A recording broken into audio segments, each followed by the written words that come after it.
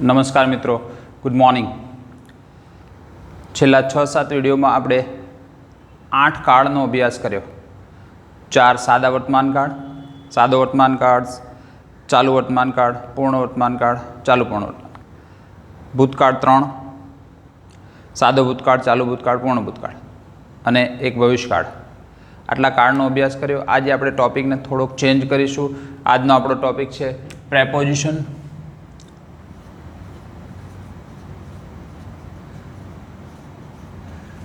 Preposition Gujarati માટે એના શબ્દ છે નામયોગી. હવે પ્રેપોઝિશન અને નામયોગી બંને શબ્દો અઘરા અથવા અટપટા લાગે તો આપણી પાસે એક સરળ રસ્તો છે. આની સંધિ છૂટી પાડો એટલે બનશે પ્રી વત્તા પોઝિશન. પ્રી વત્તા પોઝિશન. પ્રી એટલે આગળ અને પોઝિશન એટલે સ્થિતિ, આગળની સ્થિતિ. આપણે થોડુંક એડ કરીએ. આગળ પાછળ, આજુબાજુ, ઉપર નીચેની સ્થિતિ દર્શાવતા શબ્દો. ફરીથી બોલું છું, આગળ પાછળ, આજુબાજુ, ઉપર નીચેની સ્થિતિ દર્શાવતા શબ્દો એટલે પ્રેપોઝિશન. ધારો કે આ પેન મારા ખિસ્સામાં છે. આ પેન મારા ખિસ્સામાં છે તો માં શબ્દ એ પ્રેપોઝિશન ગુજરાતીમાં નામયોગી થયું. એના માટે ઇંગ્લિશ શબ્દ છે ઇન. એટલા જ એવા જેટલા શબ્દો છે અડીને ઉપર કે હવામાં ઉપર કે સમાંતર સપાટીમાં ઉપર કે નદીમાં કે પહેલાં બહાર હતો ને પછી નદીમાં અને દિવાલ પર થઈને વગેરે વગેરે બધા શબ્દો પ્રેપોઝિશન કહેવાય. એવા પ્રેપોઝિશનનું તમારે શું કામ કરવાનું છે? તમને જે તે પ્રેપોઝિશન વર્ડનો અર્થ અને એને કયા સંજોગોમાં વપરાય આટલું શીખવાનું છે. આપણે એને ક્રમમાં જોતા જઈશું. એનો અર્થ, એનો ઉપયોગ અને થોડાક એક્ઝામ્પલ. સૌથી પહેલું છે ઇન. ઇન જેને આપણે માં કહીએ છીએ અને તમે ડાયરાની ભાષામાં સમજો તો અંદર, જગતની અંદર એવું તમે સાંભળ્યું હશે. એ માં અથવા અંદર. કોઈ વસ્તુ પહેલેથી અંદર હોય તો, પહેલાંથી જ અંદર હોય તો. આ પેન મારા ખિસ્સામાં સ્થિર છે. The pen is in my pocket. The students are in the class. There is much water in the river. એટલે પહેલાંથી અંદર હોય એના માટે શબ્દ છે. એટલે પહેલાંથી અંદર અથવા તમે સ્થિર એવું કહી શકો. હવે કેટલાક કેસમાં આ સ્થિર તમને ગડબડ કરે કે વિદ્યાર્થીઓ ક્લાસમાં છે તો સ્થિર ન બેઠા હોય, હલતા પણ હોય. There is water in the river. નદીમાં પાણી છે પણ એ વહેતું હોય. પણ આને સમજીશું પહેલાંથી અંદર હોય ત્યારે. હવે થોડાક એક્ઝામ્પલ જોઈએ. મારું પુસ્તક રાહુલની બેગમાં છે. મારું પુસ્તક રાહુલની બેગમાં છે. વાક્ય આપણે એટલે કરીએ છીએ કે તમે વાક્યનું ફોર્મેશન શીખી જશો, વાક્ય બનાવતા શીખી જશો તો એસે કે નિબંધ કે રિપોર્ટ કે કંઈ પણ લખાણ હશે અથવા તમારે વિચારવું હશે અથવા તો ઇન ફ્યુચર તમારે વાત કરવી હશે ત્યારે વાક્ય ક્રિએટ કરવા માટે, વાક્યનું ફોર્મેશન કરવા માટે બહુ સરળતા રહેશે. ચાલો, આજનું વાક્ય છે મારું પુસ્તક. તો માય બુક. માય બુક, મારું પુસ્તક છે એટલે ઇંગ્લિશમાં તરત ક્રિયાપદ આવે. આ થયો કર્તા ક્રિયાપદ. My book is in Rahul's bag.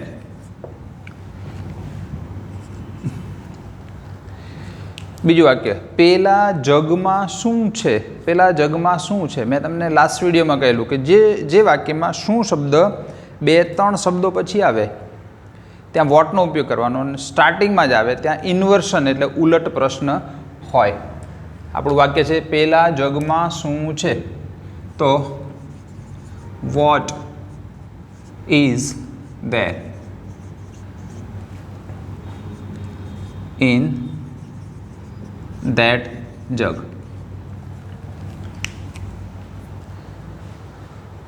ત્રીજું વાક્ય, મારા મમ્મી રસોડામાં છે. કર્તા કયો થશે? My mother is in the kitchen.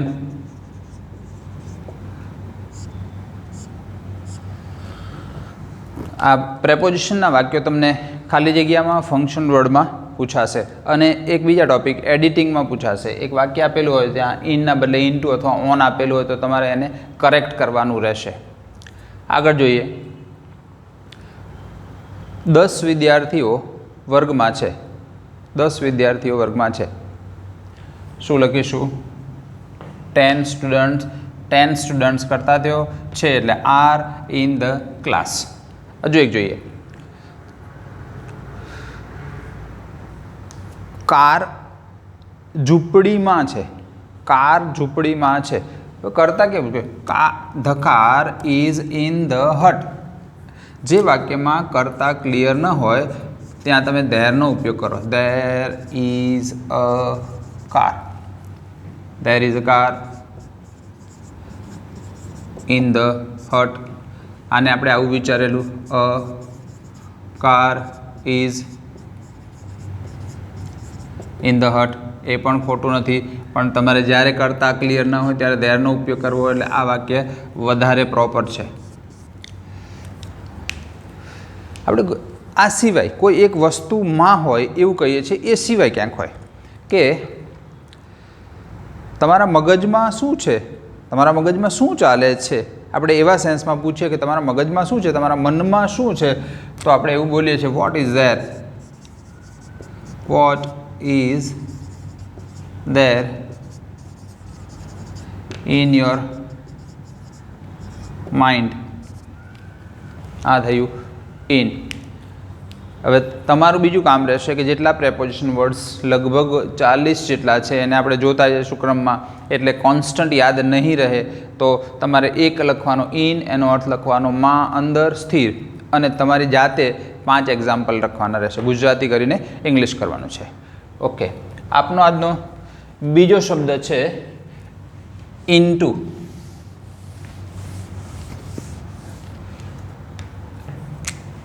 પહેલું હતું ઇન, બીજું છે ઇનટુ. એનો અર્થ થશે માં, અંદર. પણ કેવું? પહેલા બહાર પછી અંદર. એટલે કે ક્રિયા દર્શાવતું હોય. પહેલામાં આપણે સ્થિર શબ્દ લખ્યો હતો, ઇનમાં લખ્યું હતું સ્થિર, અહીંયા ક્રિયા દર્શાવતું હશે. પહેલા બહાર પછી અંદર. મેં આવું એક્ઝામ્પલ આપેલું કે પેન ખિસ્સામાં છે. ઓલરેડી ખિસ્સામાં છે તો the pen is in my pocket, અથવા there is a pen in my pocket. પણ હવે પેન હાથમાં છે અને હું મૂકી રહ્યો છું, મારે એવું કહેવું હોય તો ક્રિયા હોય I am putting this pen into my pocket. Mummy ચામાં દૂધ ઉમેરી રહી છે, એટલે દૂધ પહેલાં બહાર છે પછી ચામાં જાય છે, એટલે પહેલાં બહાર પછી અંદર, ક્રિયા હોય તો into. The mother is adding milk to tea. Ramu નદીમાં કૂદ્યો. રામુ પહેલો કિનારે અથવા બોટમાં હશે, ત્યાંથી કૂદીને નદીમાં પડ્યો, તો Ramu jumped into the river. આવું સિમ્પલ છે. ખ્યાલ આવી ગયો હશે.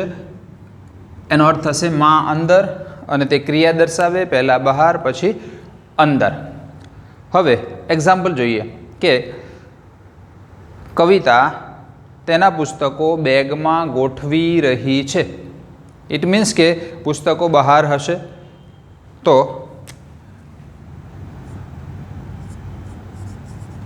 કવિતા ઇઝ અરેન્જિંગ. ગોઠવવું એટલે અરેન્જિંગ. આપણે એવું કહીએ મૂકી રહી છે તો putting, PUTTING, putting her books into her bag. એકવાર ધ્યાનથી જોઈ લેશો. Kavita is putting her books into her bag. વિદ્યાર્થીઓ વર્ગમાં પ્રવેશ્યા.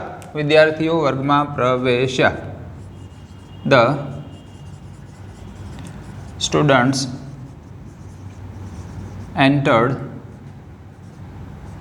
into the room. તમને કંઈ કન્ફ્યુઝન લાગે તો કહેજો. આનો અર્થ શું થશે? એન્ટર એટલે માં પ્રવેશવું. માં પ્રવેશવામાં ઇન આવી જાય. એટલે આ વાક્યને લખવું હોય તો તમારે આટલું લખવું પડે, the students enter the room. In કે ઇનટુ લખવાની જરૂર નહીં. The students enter the room. આ એન્ટરનો અર્થ જ થાય માં પ્રવેશવું. એટલે ઇન એ ઇનબિલ્ટ છે એવું સમજો. જો તમારે ઇનટુ રાખવું હોય તો આ શબ્દને બદલીએ અને તમે આવું કરો, ધ સ્ટુડન્ટ્સ કેમ ઇનટુ ધ રૂમ. હવે તે પ્રોપર છે. વિદ્યાર્થીઓ વર્ગમાં આવ્યા. આગળ જોઈએ. એક તે નાવિક નાવ ચલાવનારો નદીમાં કૂદ્યો. તે નાવિક નદીમાં કૂદ્યો. નાવિકને શું કહીશું? Boatmen. The boatman jumped into the river. પણ હવે તમારા માટે એક વાક્ય લખું છું. શું જવાબ આવશે મને જરા કહેશો? કે કેવલ is swimming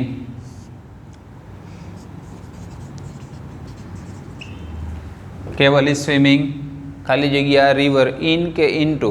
તમે વિચારો વાક્યને.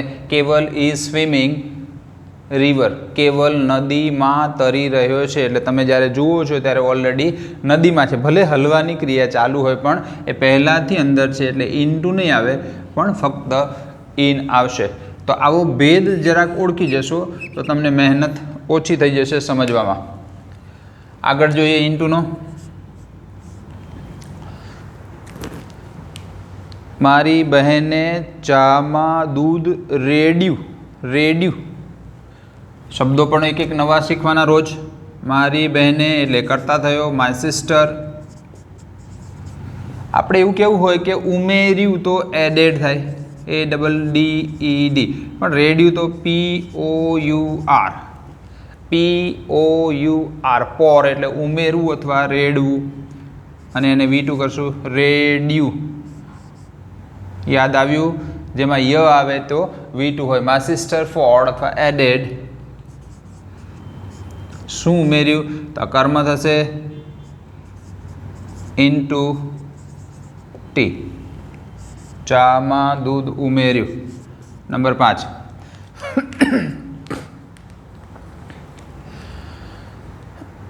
મેનેજરે પટાવાળાને ઓફિસમાં બોલાવ્યો. The manager called the peon into his office. The manager called the peon ખાલી જગ્યા his office in કે into. The manager called the peon into his office. પટાવાળો બહાર હશે. બોલાવ્યો શબ્દ પરથી ખબર પડે છે કે તે બહારથી અંદર આવે છે માટે ઇન્ટુ. ચલો 2 શબ્દો થયા.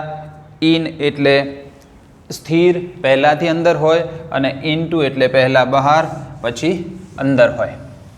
નંબર 3 જોઈએ અને એ નંબર 3 છે on.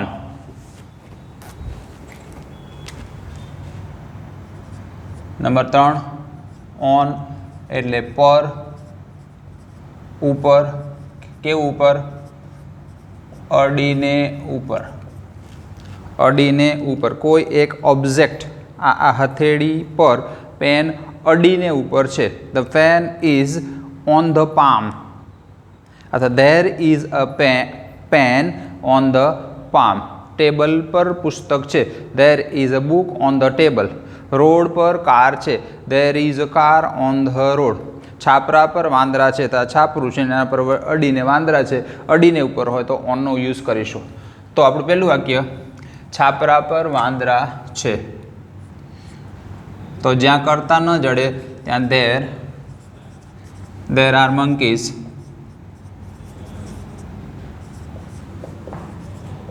on the roof. Sorry on पर लाइन करशू, एक खाली जगह में पूछाशे there are monkeys on the roof. पेला खेडूतोना माथाओ पर पाघड़ीओ छे, पेला खेडूतोना माथाओ पर पाघड़ीओ छे, शुं छे? There are. आ शुं छे ए अहींया आवशे अने कर्म रहेशे there are turban, TURBANS, turbans, there are turbans on पेला खेडूतो, those farmers, sorry farmers head, HEADS, heads. फार्मरो पण वधारे छे, माथा वधारे छे અને પાઘડીઓ પણ વધારે છે, એટલે બધાનું બહુવચન ધ્યાન રાખશો। એક આ નવો પોઈન્ટ ધ્યાન રાખશો। નેક્સ્ટ લેક્ચરમાં જોઈશું એપોસ્ટ્રોફી એસ એ શું છે અને એની પાછળ કેમ લીટી કરવામાં આવે છે। નંબર 3, ટેબલ પર એક પુસ્તક છે, ટેબલ પર એક પુસ્તક છે, તો there is a book on the table। Number 4, car road पर छे, कार रोड पर छे, तो a car is on the road, तमे एवुं पण कही शको a car is on the road, एने there is a car on the road એવું પણ લખી શકો। જનરલી જેમાં કરતા ન હોય ત્યાં ધેરનો યુઝ કરવો। આ ધેરને ઇન્ટ્રોડક્ટરી ધેર કહેવાય। હજુ એક,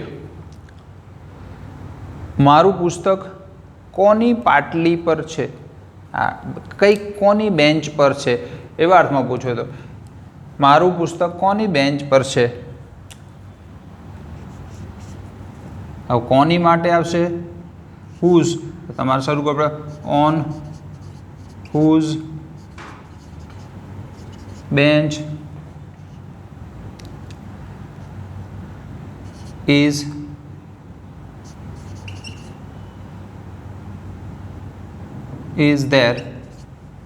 there is there my book, on whose bench is there my book, my book is on whose bench, આપણે એવું બોલીએ my book is on whose bench, પણ WH થી શરૂ કરવું પડે એટલે એને તમારે પહેલું લખવું પડે। આગળ જઈએ, ચોથું પ્રેપોઝિશન છે અને એ છે ઓવર।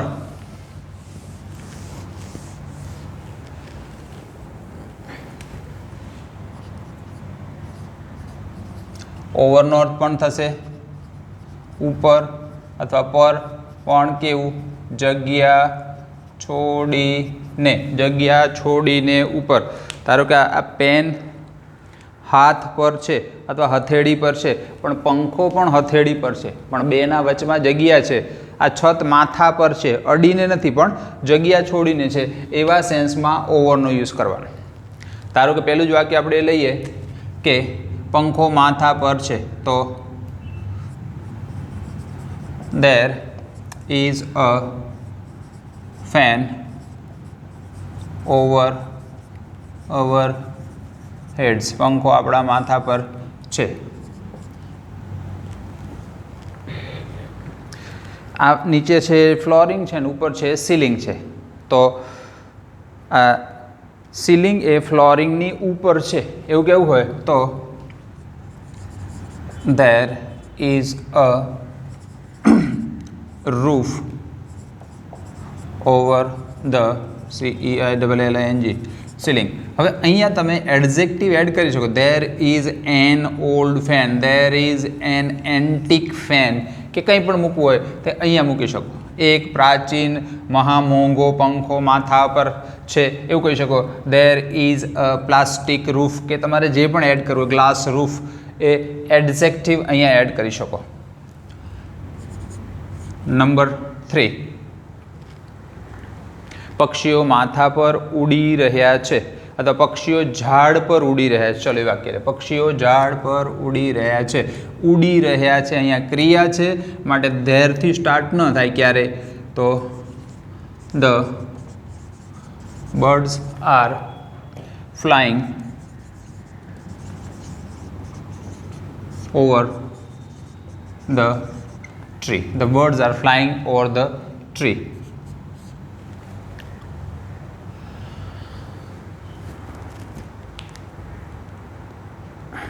નદી પર પુલ છે.